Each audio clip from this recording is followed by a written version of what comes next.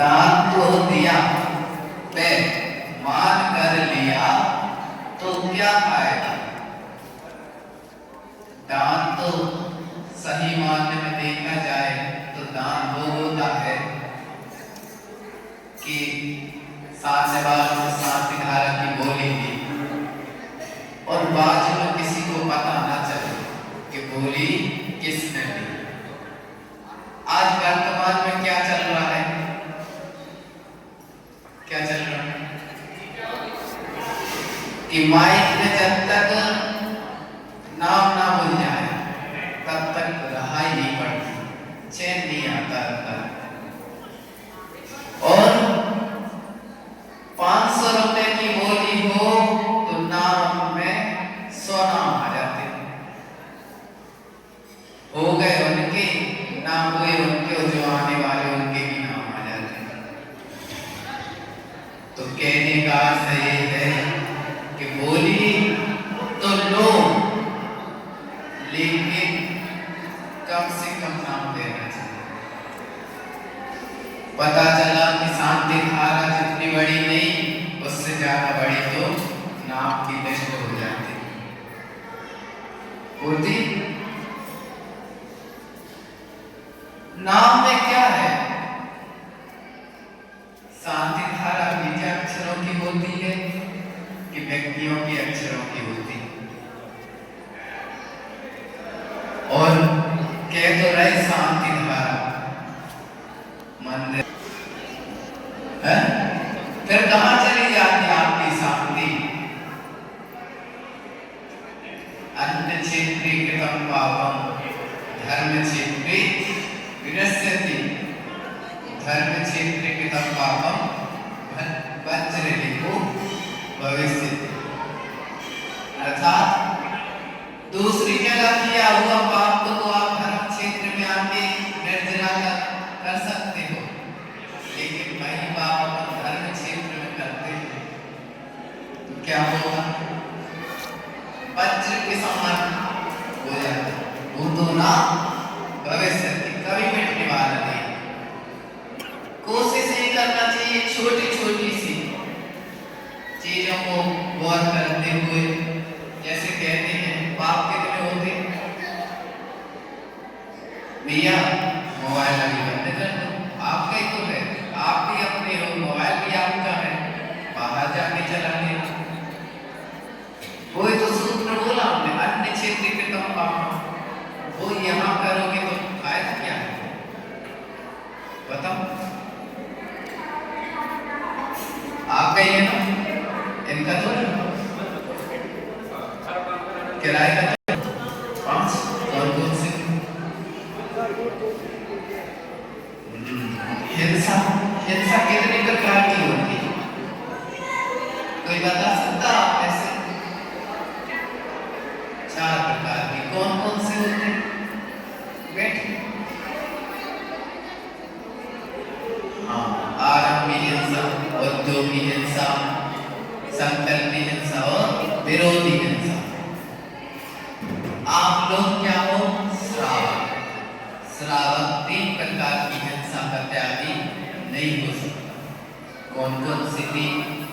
आरंभी, उद्योगी और विरोधी। एक प्रकार की हिंसा को आप लोगों को त्याग कर देना ही चाहिए। कौन सी? संकल्पी। किसी जीव को संकल्प पूर्वक नहीं मारेंगे। संकल्प कैसे होगा? बड़े और छोटे भाई की लड़ाई हुई, जायदाद संबंधी, बंटवारे संबंधी, ठीक। अब छोटा भाई बड़े भाई का कर तो कुछ नहीं सकता, कुछ कर सकता है? एक तो मजबूरी में नहीं कर सकता कि लोग क्या कहेंगे कि छोटे भाई ने बड़े भाई को धक्का दिया, है ना? तो मजबूरी में भी नहीं कर सकता, लेकिन संकल्प तो बांध लेता है कि बड़े भैया कभी अकेले में मिलना छोड़ेंगे नहीं। जहां ये शब्द आ गया कि अकेले में मिलना छोड़ेंगे नहीं, तो समझ लो आपने संकल्प पूर्वक हिंसा तो कर ही दी। अब भले आप उसकी द्रव्य से कुछ कर पाओ या ना कर पाओ, लेकिन भाव में तो विकृति आ गई, भाव तो खराब हो गए दोस्तों।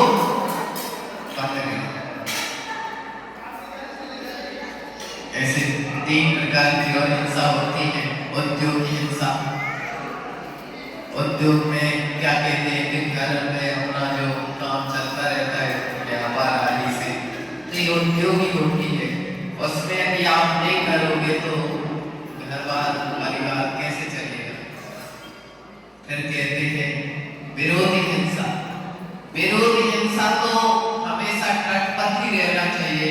अपने देश पर, अपने धर्म पर, अपने गुरुओं पर, अपने परिवार पर कभी कोई यहाँ जाए तो आप अस्त्र शस्त्र आगे लेकर सामने खड़े हो सकते हो, और यदि मौका पड़े तो काम भी कर सकते हो। समझदार को इशारा काफी है ना? और चौथी हिंसा उद्योगी नहीं, आराम। आराम का होता है अपना पंचसूत्र का काम, जो घर में महिलाएं झाड़ू पोंछा आदि, बर्तन चौका या अपना सब आरंभी हिंसा होती है। इसलिए 3 प्रकार की हिंसा तो आप लोग नहीं छोड़ सकते हैं, लेकिन संकल्प पूर्वक और बगैर किसी कारण के किसी जीव को परेशान नहीं करेंगे। परेशान करना भी हिंसा होती है। जैसे मच्छर आपको काट रहा है, एक बार आप दौड़ा दिए, दूसरी बार और तीसरी बार गुस्सा आई उसको दे मारा। अब सोचो इतनी बड़ी शरीर ऐसे नहीं, एक बूंद खून कोई पी लेगा उसका तो भला होगा कि नुकसान होगा? और आपका क्या बिगड़ जाएगा एक बूंद खून से? बताओ। मच्छर की जीव है, 4 इंद्रिय जीव है कि नहीं है ना? आंटी जी, मच्छर जीव है कि नहीं? भाषा नहीं समझ में आ रही। मच्छर जीव है कि नहीं आपसे पूछ, है ना? तो जब मच्छर जीव है उसके पास भी पेट है कि नहीं? पेट है। बेचारा मच्छर दाल रोटी तो खाता नहीं, पेट तो उसके पास भी है, दाल रोटी तो खाता नहीं, क्या खाएगा? तो जो खा रहा तो खाने दो ना, क्यों परेशान कर रहे हो? देखो, अंतराय करने की बहुत विशाल महिमा होती है। आदिनाथ भगवान देखो कितने महीने तक उन्होंने ध्यान लगाया। यस, आपको बताया 6 महीने। और फिर कितने महीने तक विधि नहीं की? हाँ 6 महीने 11 दिन तक विधि नहीं मिली। क्यों नहीं मिली? केवल इतना सा उन्होंने बोला था, उपदेश दिया था कि यदि फसल बचानी है पैरों से तो क्यों में उसी का केवल बोलने मात्र से 6 महीने 11 दिन आहार नहीं मिला। और आप लोग मच्छर तो यूं उड़ा देते, वो भी तो जीव है, उसको भी तो अपराध कर रहे हो, तो बंद कहाँ जाएगा? दोष किसको लगेगा? बताओ। फिर कहते हैं जब कर्म हो रहा है क्या कहते हैं? हे भगवान, कौन सा कर्म किया था जो आज भोगने पड़ रहा है ना? और अपन को किसी पे शंका हो जाए, क्या अपन को किसी पे शंका हो जाए तो कहते हैं कि फलाने ने हमारा बुरा कर दिया।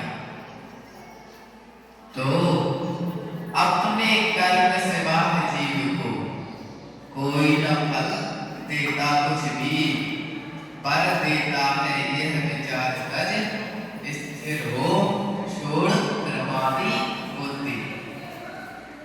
जो अपने कर्म किए हैं, आपने जो बंध बांधे हैं, वो तो उदय में आएंगे ही आएंगे। अब चाहे उनको आप हंस के निकालो, चाहे रो के निकालो, वो तो कर्म उदय में आने ही हैं। कल एक बिटिया हमारे रूम में आई थी, कहती महाराज जी मैं मुकुट सप्तमी के उपवास करते हैं, मोक्ष सप्तमी का उपवास करते हैं। तो उपवास करने वालों से हम एक बात कहते हैं कि उपवास करना है तो वास्तविक में 5 पाप और 4 कसायों का उपवास करो। रोटी छोड़ने से कोई फायदा नहीं होता। जैसे भैया है शांतिधारा की बेटी, आज इनकी शायद 25वीं शादी की सालगिरह भी है, तो इन्होंने मान लो उपवास किया, रोटी का त्याग करके तो बैठ गए।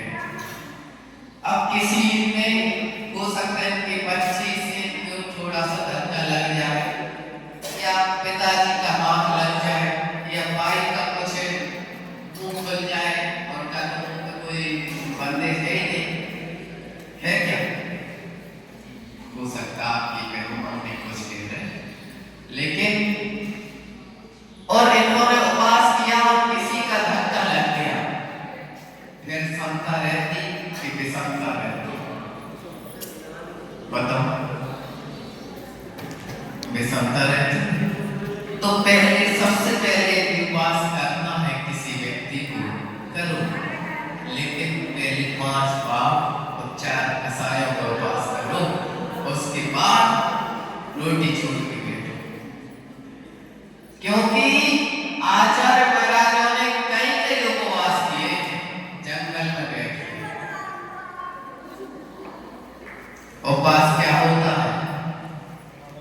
हर चीज से निष्प्रह हो, हर चीज से, नहाना धोना, मंदिर आदि क्रियाओं से।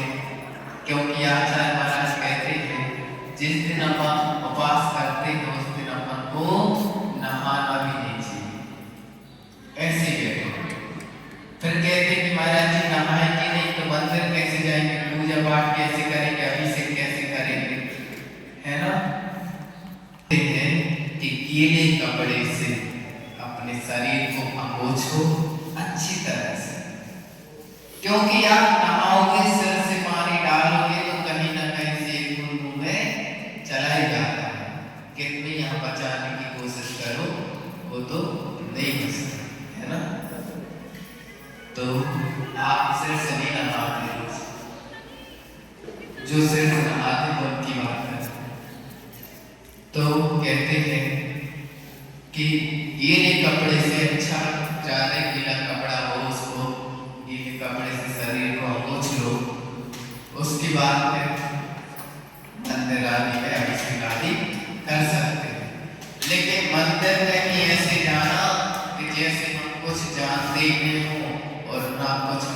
बोलना चाहते हैं।